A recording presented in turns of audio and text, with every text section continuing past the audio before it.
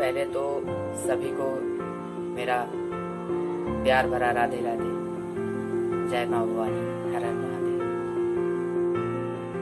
हम इस पतित पावनी माँ नर्मदा के क्षेत्र में रह रहे हैं, जहाँ पर अभी तक किसी प्रकार की इतनी बड़ी आपदा के रूप में कोई ऐसा सामने हमको केस देखने को नहीं मिला। तो हम पहले तो माँ नर्मदा के बहुत आभारी हैं कि माँ नर्मदा की कृपा हम सब पर इतनी विशेष है और सभी पर बनी रहे।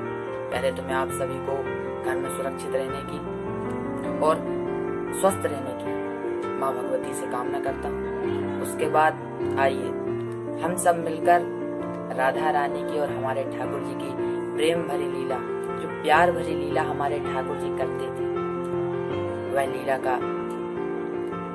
हम सब मिलकर के थोड़ा थोड़ा आनंद लेते हैं। तो आइए हम शुरू करते हैं श्रीमद् भागवत कथा की वह प्यारी सी सुंदर कथा, जिसमें ठाकुर जी और राधा रानी के बीच में विवाद चल रहा है।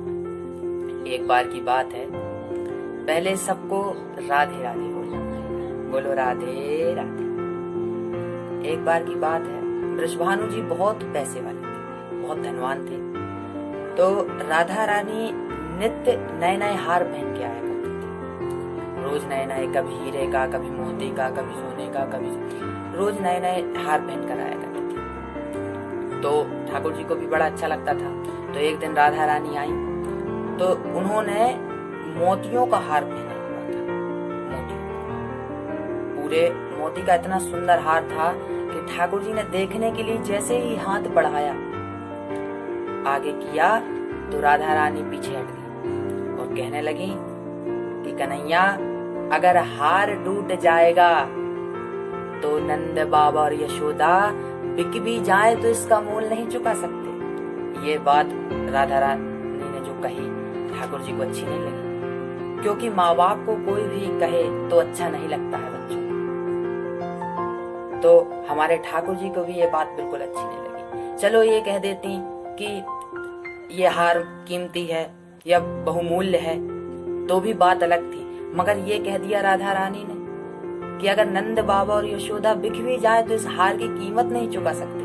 तो ठाकुर जी वहां से बिना बोले ही चुपचाप चले गए, कुछ नहीं बोले। अब कुछ दिन बीते, राधा रानी ने सोचा नाराज हैं, आ जाएंगे, परंतु कुछ दिन हो गए, आए ही नहीं।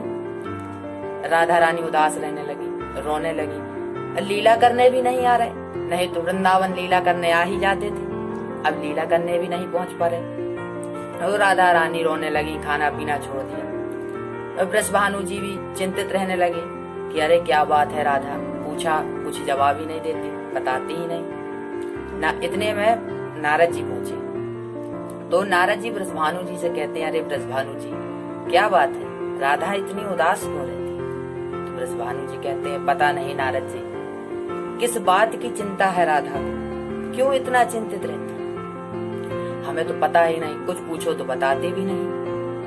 तो नारद जी कहने लगे, अरे वृषभानु जी, अब लड़की बड़ी हो गई है, जब लड़की बड़ी हो जाए, समझदार हो जाए, तो उसकी शादी कर देनी चाहिए। और जब बिना बात के उदास रहने लगी तो समझ जाओ कि अब लड़की विवाह के योग्य हो गई है, तो उसका विवाह कर दीजिए। तो ठाकुर जी की लीला देखिए, नारद जी को पहुंचाया, खुद नहीं आए, नारद जी को पहुंचाया। अब नारद जी ने जब ये बात वृषभानु जी से कही तो वृषभानु जी कहने लगे कि ठीक है, विवाह तो कर दूं, मगर लड़का कहां से दूं? तो नारद जी ने कहा, अरे बगल में छोरा और शहर में डिंडोरा, बगल में छोरा है और आप शहर में डिंडोरा कर रहे हैं।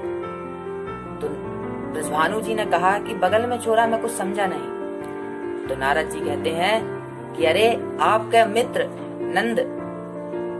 नंद बाबा का लड़का कन्हैया, माना कि थोड़ी चोरी करता है, मगर विवाह के बाद सुधर जाएगा। तो वृषभानु जी तैयार हो गए कि चलो निमंत्रण भेजते हैं, मगर निमंत्रण में क्या भेजें? तो पहले के समय खोमचे चलते थे, थाल, बड़े बड़े थाल चला करते थे। तो वृषभानु जी ने 108 थाल तैयार कराए, मिठाई के, सभी प्रकार के पकवान के, अलग अलग चीजों के।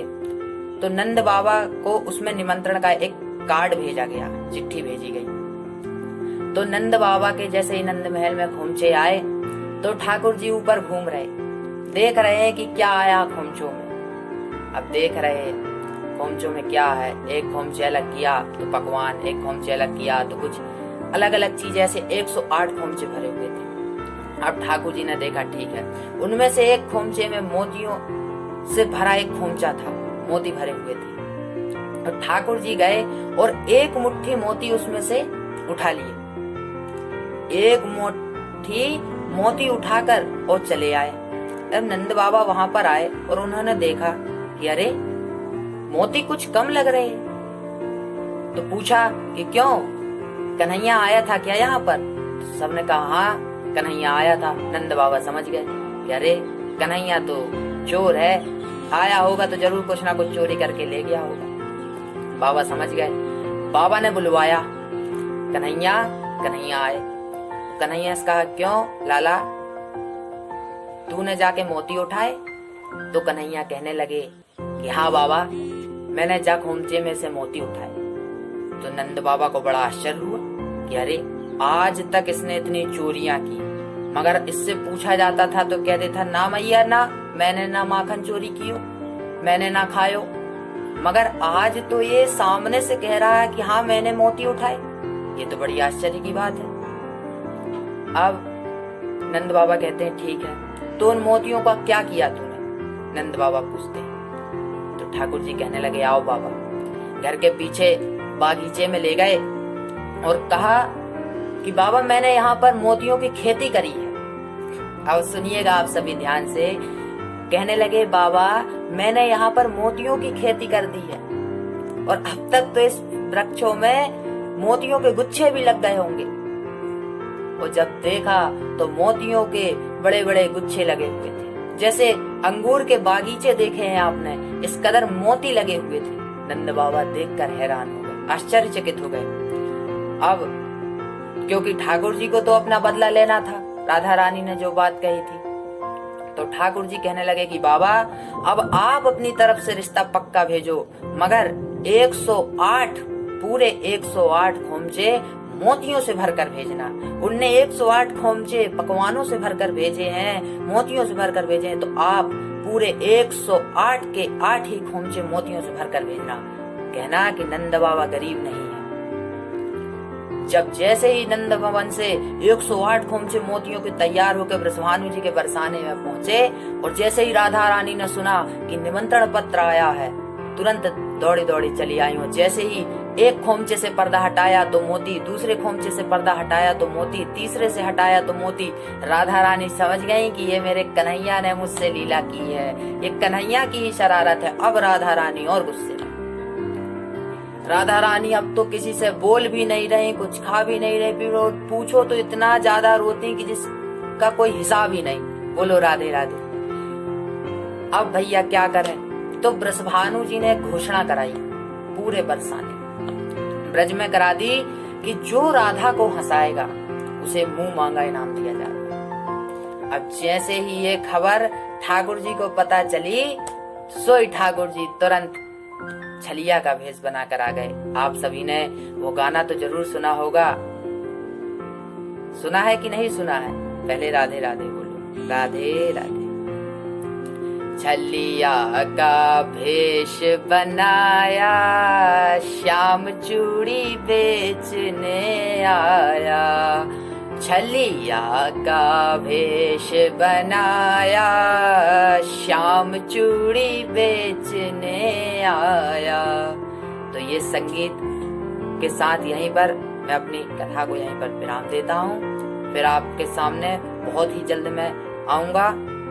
सभी अपना ध्यान रखें, अपने परिवार का ध्यान रखें, अपने माता पिता का ध्यान रखें। और मैं जाते जाते सिर्फ एक ही बात बोलना चाहता हूँ, अगर जो भी मेरी बात को ध्यान से सुन रहे हैं और आप भी सुने और आगे लोगों को भी ये चीज जरूर बताएं। जय हो ठाकुर जी। यहाँ पर बहुत ही बारिश हो रही है, इतना आनंद आ रहा है। मंडला जिला में ये मेरी जन्मस्थली मंडला है, जहाँ पर मैं बहुत ही कम आ पाता हूँ। मगर अभी लॉकडाउन के कारण मैं यहीं पर हूँ। मगर जितने दिन से मैं नर्मदा जी के क्षेत्र में हूँ, मुझे बड़ा ही आनंद आ रहा है। बड़ी ही अनुकंपा कृपा है माता रानी की कि मुझे नर्मदा जैसी पावन नगरी में जन्म स्थल है मेरा, मुझे जन्म मिला है। मैं आपसे एक बात कहने वाला हूँ कि एक फिल्म एक्टर यदि इस धरती को छोड़कर जा रहा है, इस जमीन को छोड़कर जा रहा है, दुख है, ठीक है, अच्छी बात है, दुख होना चाहिए। एक फिल्म एक्टर, एक एक्टर हमें अच्छा छोड़कर जा रहा है, कोई भी नहीं जाना चाहिए, किसी के साथ ऐसी घटना नहीं होनी चाहिए। परंतु जब हमारे देश का एक फौजी जवान शहीद हो जाता है, तब हमारा देश इतना शोक क्यों नहीं मनाता? हमारे देश में क्या वो फौजी, उसकी कोई कीमत नहीं? आओ झुककर करे सलाम उन्हें जिनके जिंदगी में ये मुकाम आता है। बहुत खुश नसीब होते हैं वो लोग, खून जिनका वतन के काम आता है। इसलिए अपने देश, अपने भारत देश को हमें आगे बढ़ाना है। हमारे भारत देश को हमें बहुत आगे तरक्की पे ले जाना है। इसलिए अपने देश के लिए अच्छा ही सोचें, गलत ना सोचें। जय श्री राधे, जय महाकाल।